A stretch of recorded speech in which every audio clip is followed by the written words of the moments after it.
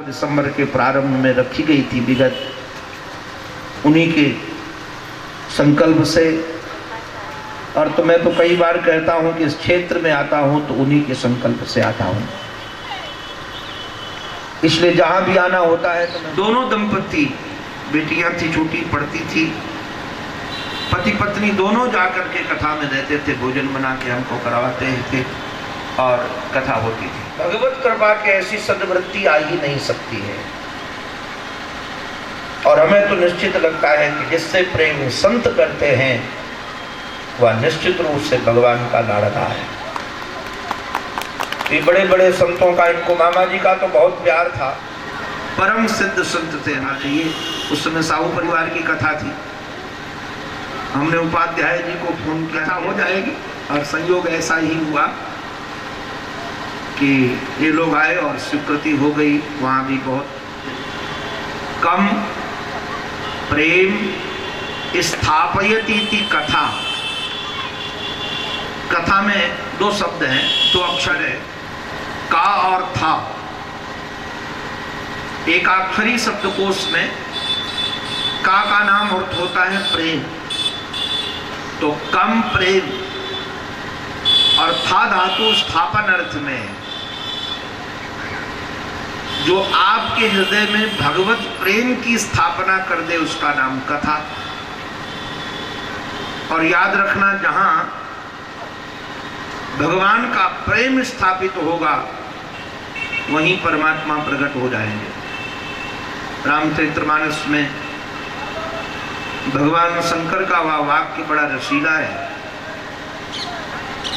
असुरों से अशांत होकर देवताओं ने सोचा भगवान के चरणों में प्रार्थना करें, तो किसी ने कहा कि आप क्षीर सागर चलो, किसी ने कहा कहीं चलो, किसी ने कहा कहीं चलो। तो भगवान शंकर भगवती पार्वती को कहते उस सभा में मैं भी था, जहां ये हो रहा था यहां चलो वहां चलो। तो मैंने उन लोगों को कहा कि हरि व्यापक सर्वत्र समाना, हरि व्यापक सर्वत्र समाना, प्रेम ते प्रगट होई मैं जाना। परमात्मा सर्वत्र समान रूप से है। ऐसा मत समझना कि मंदिर में परमात्मा ज्यादा रूप से है और मधुशाला में कम रूप से है, या गौशाला में महाराज परमात्मा ज्यादा प्रकट है कम, और महाराज पाठशाला में नहीं है। हरि व्यापक सर्वत्र समाना, ये सर्वत्र शब्द बड़ा ध्यान देने लायक है। सर्वत्र समान रूप से है, किंतु उस परमात्मा को प्रकट करने का यदि कोई साधन है तो प्रेम ते प्रकट होई मैं जाना। आज तक जिन जिन ने परमात्मा को पाया है, जिन जिन लोगों ने परमात्मा को निहारा है, वो प्रेम से ही निहार पाए हैं, न तो द्वेष से निहार पाए हैं, न पुरुषार्थ से निहार पाए। अरे नारायण, जिनके हृदय में प्रेम नहीं, उनके सामने परमात्मा प्रकट भी होगा तब भी वो पा नहीं पाएंगे। दुर्योधन के सामने परमात्मा प्रकट था कि नहीं था? कंस के सामने परमात्मा प्रकट था कि नहीं था? इन सब के सामने परमात्मा प्रकट था, किंतु ये कोई प्रेम के अभाव के कारण कोई उनको पा नहीं सके। परमात्मा में मिल गए वो अलग बात है, मिल जाना और पाना दोनों में फर्क है। याद रखना, पाना उसका नाम है जिसमें हम रस ले सके, पाना उसका नाम है जिसमें हम रस पी सके, और मिल जाने में रस ही बन जाएंगे तो हम रस पिएंगे कहां से? कंस परमात्मा में लीन हो गया, निश्चित रूप से पाया है, किंतु वह लीन होने के कारण कृष्ण को पी कहां पाया?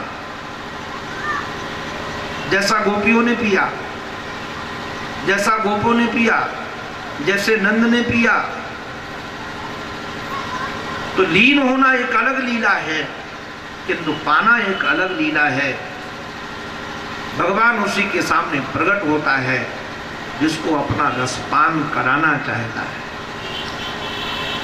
और वह केवल उसी के सामने प्रकट होता है जिसके हृदय में प्रेम है। तो निश्चित रूप से कथा हमारे जीवन को प्रेम से भरती है और प्रेम परमात्मा को पिलाता है, परमात्मा प्राप्त करा देता है, परमात्मा का बोध करा देता है। यह कथा निश्चित रूप से हम सब के हृदय में परमात्मा प्रकट का साधन बनेगी। आइए हम सब शास्त्र परंपरा मर्यादा के आधार पर थोड़ी बात रखते हैं। आप सब कथाएं सुनते रहते हैं, इसलिए आज मैं दृष्टांत पर बहुत ज्यादा जोर देने वाला नहीं हूं, दर्शन पर जोर देने वाला हूं, क्योंकि दृष्टांत दिए जाते ही हैं दर्शन को समझाने के लिए, और दृष्टांत से आप सब परिचित ही हैं। भागवत में महात्म्य की चर्चा भी कही जाती है। श्रीमद् भागवत महापुराण की कथा कहने के पूर्व व्यास लोग निश्चित रूप से महात्म्य की चर्चा करते हैं, करनी भी चाहिए। क्यों? तो महात्म ज्ञान पूर्वकम ही पश्चात भवति दृढ़ निश्चया। जैसे आपको विद्या का महात्म पता न हो तो अपने बच्चों को आप पढ़ाओगे। अब हमको विद्या का महात्म पता है तो हम अपने बच्चों को अपने से दूर भी रखते हैं, पैसा भी लगाते हैं, समय भी लगाते हैं। अब एक बच्चे को तैयार करने के लिए, पूर्ण पढ़ाई करने के लिए 22-23 साल तो चाहिए ही चाहिए। 22-23 साल माता पिता उसको प्रतीक्षा करते हैं, पुरुषार्थ करते हैं। क्यों करते हैं? क्योंकि उनको विद्या का महात्म पता है। जैसे इन किसानों को महात्म पता है कि अगर खेत में जाकर हम बीज बो करके आ जाएंगे तो फसल काटने को मिलेगी। कमाल है इनके विश्वास, परम बलियार है। अपने घर में रखा हुआ सब का सब अन्न मिट्टी में मिला जाते हैं, खेतों में फेंक कर आ जाते हैं। क्यों फेंक कर आ जाते हैं? क्योंकि इनको महात्म पता है। अगर महात्म पता न हो तो एक दाना नहीं निकालेंगे, कहेंगे पता नहीं लौट कर आए ना आए। तो महात्म बोध होने के कारण कृषक भी अपने खेतों में जाकर अपने घर में रखा हुआ बहुमूल्य अन्न, और बहुमूल्य अन्न नहीं, कई बार अगर वो बीज ठीक न हो तो और बाजार से कीमती से अच्छा बीज खरीद करके मिट्टी में मिलाता है, क्योंकि महात्म पता है। ऐसे हम सब भागवत की कथा सुनने के लिए यहाँ बैठे हैं, 7 दिन समय लगाएंगे, सुविधा का परित्याग करेंगे। जो डल्लब के गद्दे में सोने वाले, बैठने वाले बढ़िया सोफा में, वो भी हो सकता है आज तो आपको गद्दा मिल रहा है, कल मिले न मिले। भीड़ बढ़ेगी तो ये भी नहीं मिलेगा। जहां बैठने को मिलेगा बैठना पड़ेगा, किंतु हम तब भी आकर बैठेंगे क्योंकि महात्मा का पता होगा कि इन 7 दिन से पीने से फायदा क्या होगा। अभी हमारे साथ एक हमारा मन सुखा रहता है, उपाध्याय जी ने लगा दिया, अभी चला गया है, मोटा है, संदीप नाम है, हम उसको मनसुखा कहते हैं। हमको बता रहा था महाराज जी, वो हैदराबाद में हम गए थे, पहले सुनकर के कथा सुनेंगे तो निश्चित रूप से आज में अभिरुचि बढ़ेगी, आपकी प्रीति बढ़ेगी, और प्रीति में रसोत्पत्ति होती है। पद्म पुराण के अंतर्गत ये जो महात्मा कहा गया है, इसमें 2 बातें हैं। एक में तो भक्ति, ज्ञान और वैराग्य के वर्धन की चर्चा है। कई बार हमारे हृदय में प्रेम तो है किंतु ज्ञान वैराग्य नहीं है। अच्छा, वैराग्य माने बाबा जी बनना नहीं है। कई बार लोग सोचते हैं वैराग्य का नाम लो तो सोचते हैं कोई बाबा जी होगा, कोई लाल कपड़ा वाला, दाढ़ी वाला, जटा वाला, तिलक वाला, माला वाला। वैराग्य इसका नाम नहीं है। वैराग्य का अभिप्राय है कहीं भी रहो, किसी भेष में, किसी देश में, आपके हृदय में किसी से राग न हो, किसी से द्वेष हो। ये राग ठंडी आग है और द्वेष प्रज्वलित आग है। ये राग भी तुमको परिणाम में जलाएगा। आज किसी से आप मोहब्बत करोगे तो कल रोना पड़ेगा, पक्की बात है। अब जैसे बाप अपनी बेटी से ब्याह द्वारा प्रेम करता है, अनुराग से भरा है, स्नेह से भरा है, और जितना स्नेह से भरा होगा बेटी के जाने के बाद उतना ही रोएगा, और बेटी को जाना पड़ेगा ही। और जितने राग से भरे होगे उतना रोगे। तो राग भी ना हो किसी से और द्वेष भी ना हो किसी से, दुश्मनी ना हो किसी से, इसका नाम वैराग्य है। अथवा शिथिलता हो। शिथिलता का अभिप्राय पूर्ण रूप से राग द्वेष तो नष्ट होना बहुत कठिन है।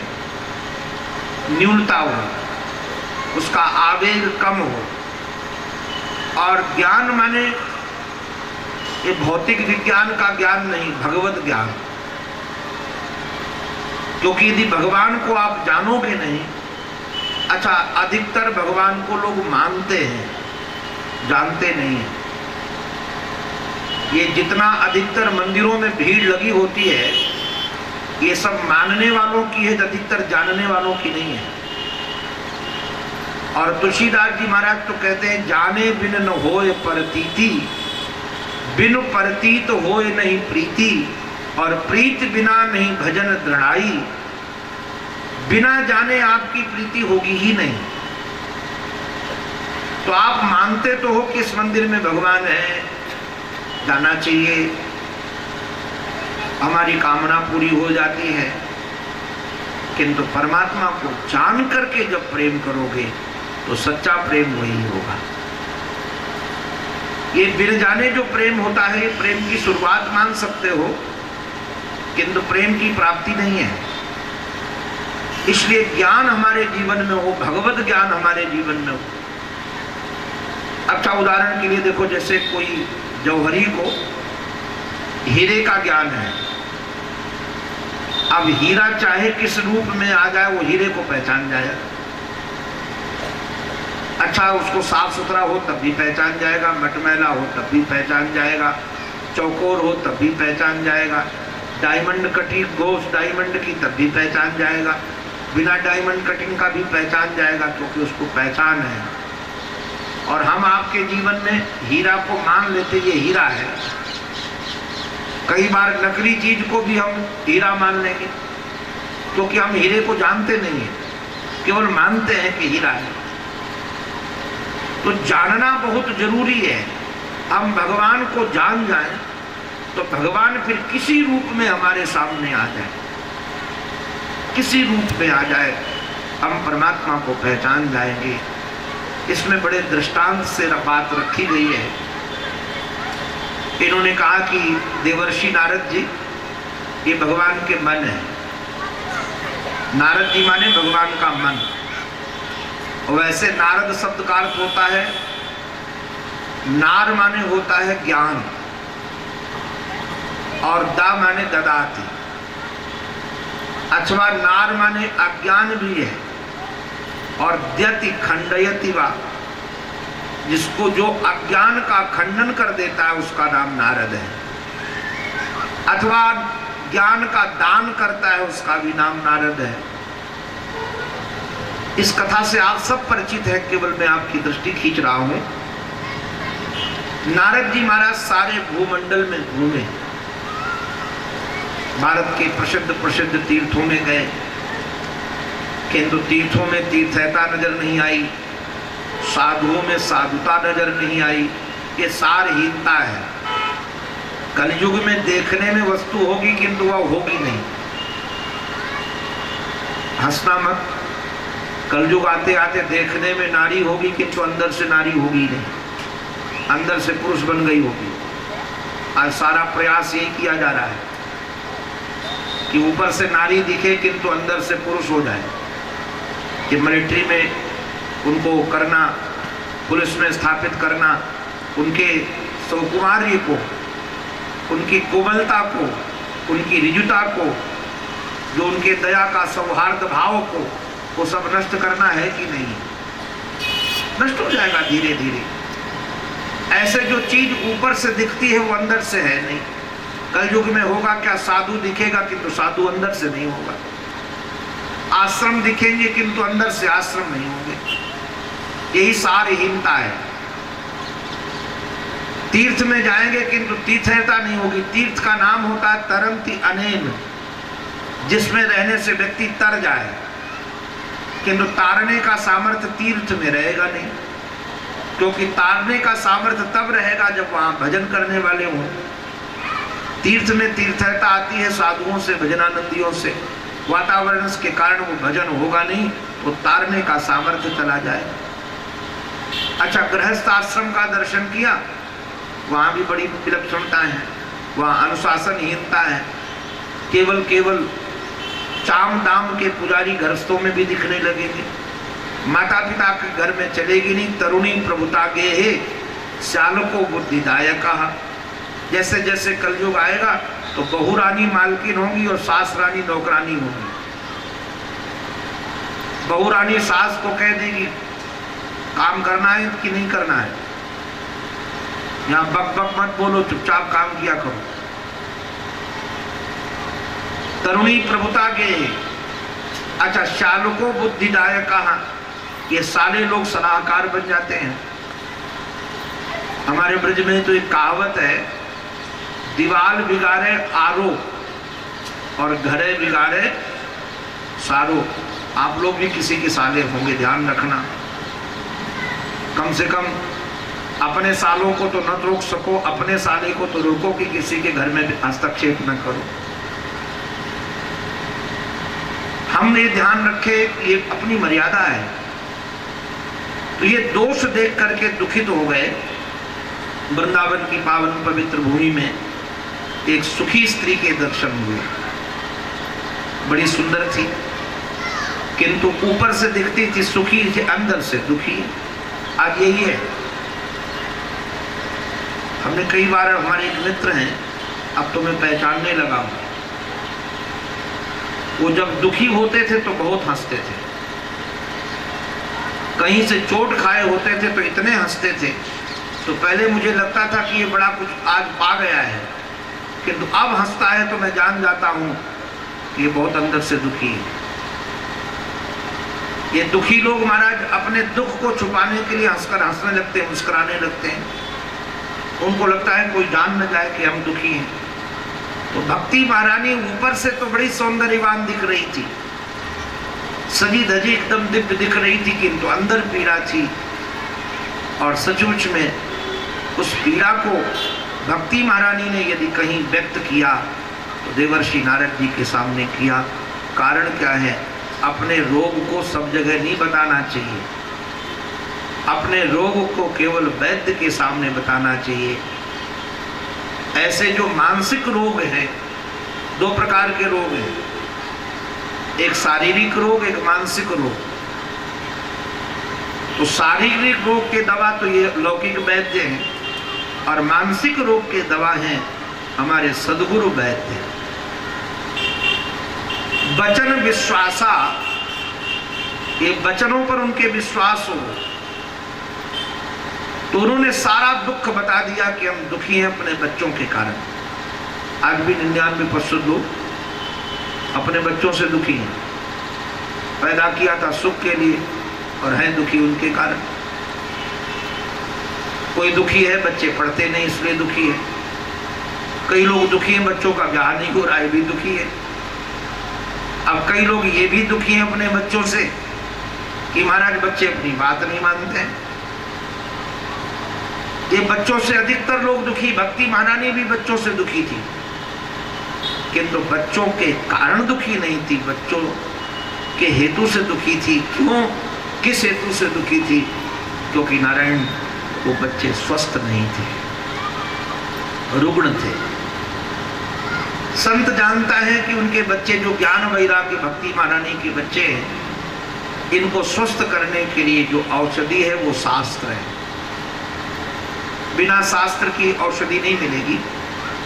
गीता सुनाया, रामायण सुनाया, भागवत सुनाया, आजकल भी जैसे होता है, जब हम लोग सुनाते हैं 7 दिन भागवत, तो ये ज्ञान वैराग्य सब आपके अंदर वाले थोड़े थोड़े जगने लगते हैं।